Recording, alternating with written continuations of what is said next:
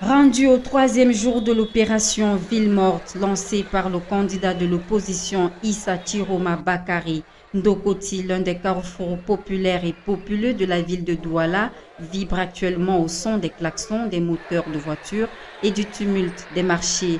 La circulation est dense, les taxis absents les jours précédents sillonnent à nouveau les artères de la ville. Les vendeurs ambulants reprennent place le long des trottoirs. Les activités reprennent progressivement, mais certains commerces sont restés fermés. Même si à Villemorte, ce ne sont pas les petits débrouillards. C'est voir les grandes boutiques qui sont fermées. Les grandes boutiques sont fermées. Ce n'est pas parce qu'on est sorti, on n'a pas respecté le mot du président. Si on a respecté le mot du président, on ne respecte pas pourquoi. L'opération Ville morte, observée depuis 2 jours, n'a véritablement pas suscité la forte adhésion populaire. Certains évoquent la précarité économique et la nécessité de subvenir à leurs besoins quotidiens.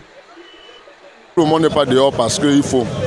Il est dehors parce que c'est la famille qui te met dehors. Ça punit beaucoup de personnes, ça baisse les activités, ça ralentit aussi le mouvement de vie.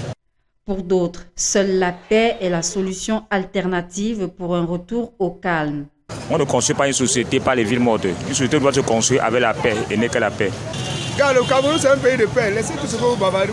Nous-mêmes, on ne parvient pas. Regarde, j'ai fondu. Je suis malade. Non.